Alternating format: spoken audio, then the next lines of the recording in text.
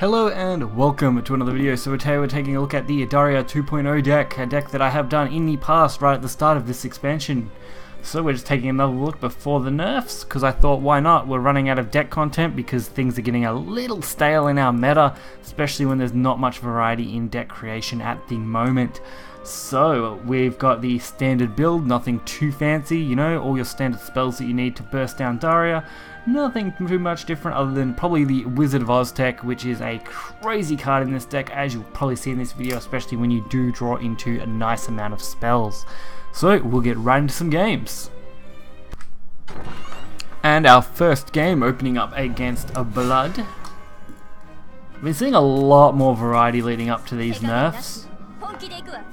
As with the previous video, this is made in advance, so if the nerfs have been announced, I apologize. I will have a news video for those as soon as they are announced. Alright, so we draw the double insight and a magic missile, and not a bad setup. If we have something to boost, it will work out quite nicely in the long run. Unfortunately we don't, so the insight just gets played on its own to draw into Daria, which is an amazing card to draw at this time. So the magic missile getting a free to play. Just a really nice player. We are going first, which gives us that edge against Blood again. That's just the best way to deal with Blood, is to get lucky and go first. So we see the standard Tove come down. There's not too much that I can really do against it. The Demonic Strike is a turn out, and outside of that there's just nothing left. So I go for the insight, hoping for a decent draw. Unfortunately we don't draw into anything.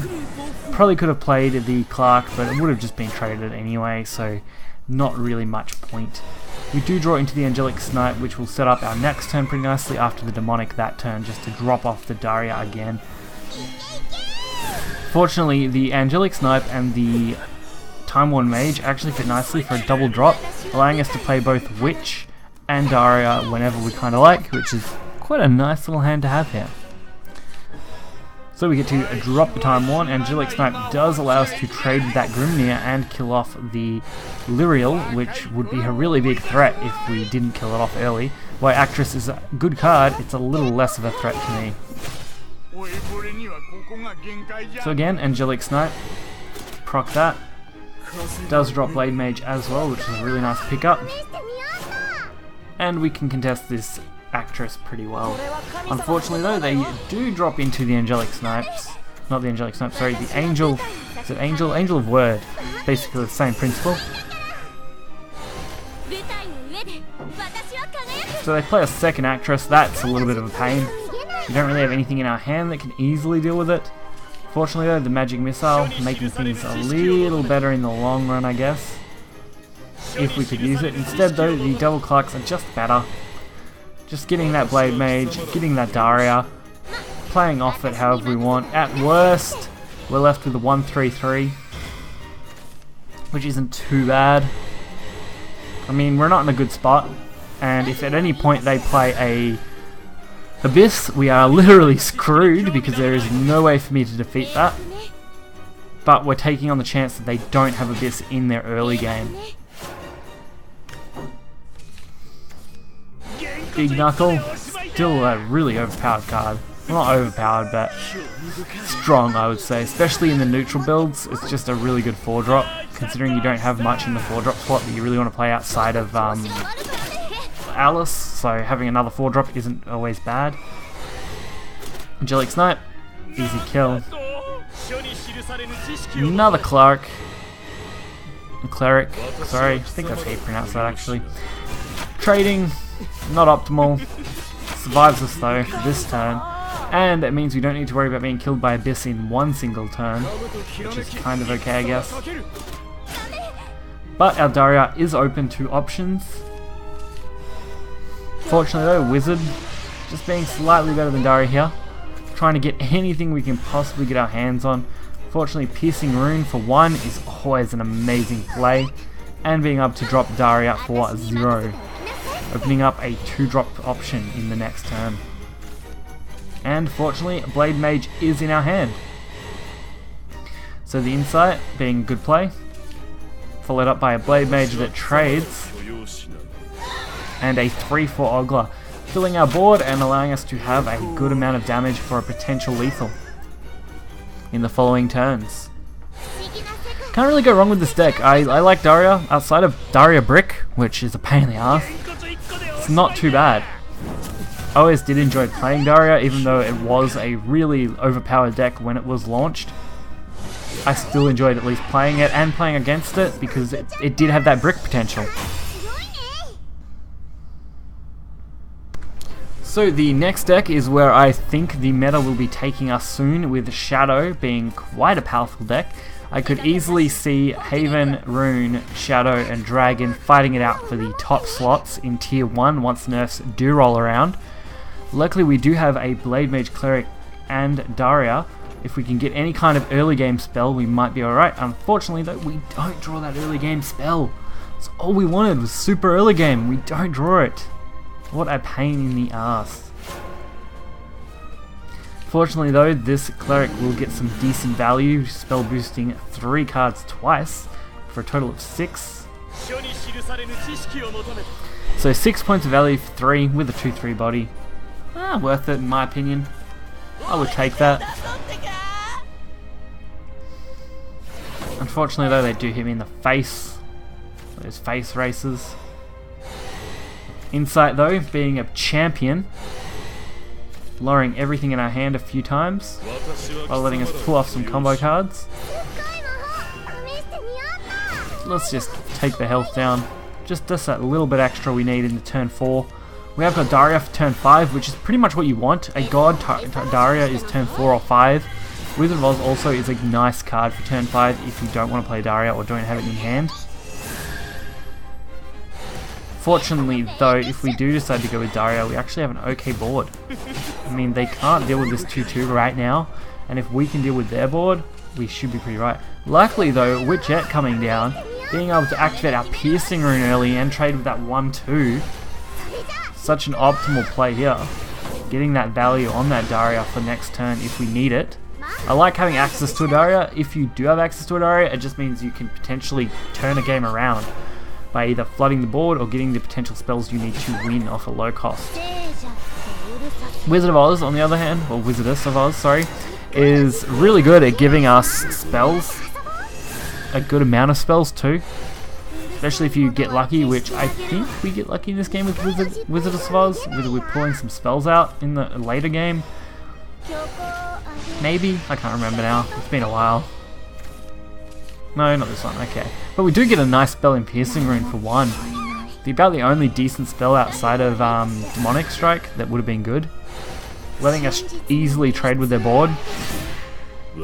Leaving us with a potential for a lethal in the next coming turns. Unfortunately though, they do kill it off. Luckily we have no spells, so we're not losing anything to that. Unless we draw into something, which we don't, so why not? So I go for the easy Ogler. It's a 2-drop. Why not? Let's just play it. We'll play whatever we can before we Daria, just to flood that board a little bit extra. Especially since we do have an Ogler and Blade Mage in hand, and I've got to sacrifice those just because of their costs. Fortunately, we do have another Wizard of Oz and Piercing Rune in our hand, meaning we have the potential for a decent amount of damage coming up. The unfortunate part, they do get a nice amount of trade value here, leaving at least the Ogler available for a 3 damage burst. And now we have the Demon. Playing the Wizardess is good. We have those 3 spells, meaning we're going to get at least 6 damage off that. Putting us so close to lethal. Just 1 damage off. Luckily, we did not see a Hector here. Hector would have absolutely demolished me, limiting me to needing that 1 damage. And with that, they have no way to win. We can seal the deal pretty easily. I do just want to see what I can draw. But they concede when we draw the Angelic Snipe. And the final matchup is against Dragon, which, like I said, I can see being one of the top 4 decks coming up. I don't know if Blood will drop down completely. It really does just depend on what nerfs are done, which we should know very soon, I guess. Because we'll be, what, this will be the 27th this video comes out. I'm a little bit ahead of when I'm making these, so I'm not sure on what the nerfs will be at this point, but we'll only have a couple days once this video does go live for you guys to find out. So we get a good opener, nothing to real combo it with. Luckily though, that one push just getting us that extra damage we might need for potential. Luckily Wizard coming out there, getting us Darias. Darias get dropped, oh yes, baby Daria. Now it's 7. And the Scholar is actually going to drop Daria another 2, putting it already at the 5. So we have a turn 5 Daria being pretty optimal. We can even drop it even further, followed by the Magic Missile. Actually, we can go even better if we use the Mage, allowing Daria to be played on 5 for an extremely low cost, and dropping Ogler down as well. And get Piercing Rune 4-2, which isn't too bad. Not as nice as the Wizardess, but definitely fun. So we do draw the Angelic Snipe, which fits nicely with the Crimson Sorcery. A couple of cheap spells that don't really affect Daria's coming out. It just means we get those off for pretty much for free next turn if we decide to use that. Unfortunately, I'm probably going to have to play the Piercing Rune Crimson and Angelic Snipe and then Daria, just because I got to deal with this effectively while getting the most damage to face as I can.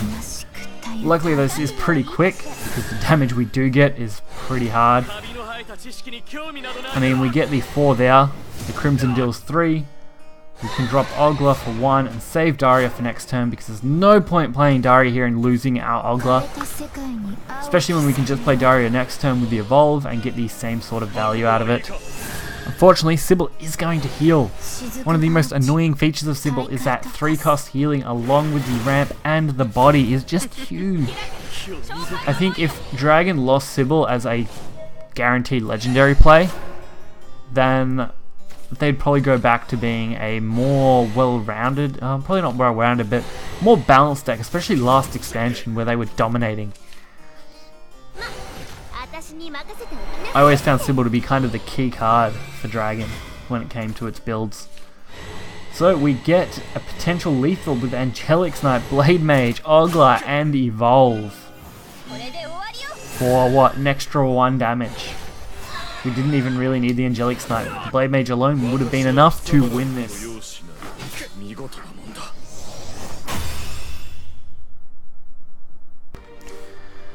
So as you saw, this deck is some great fun. Wizards has some great little combos, and as long as you don't get the old Daria brick, you do pretty well. Hopefully you guys enjoyed it. You will find the deck list in the description below, along with any other information that you could possibly need about me and what's going on.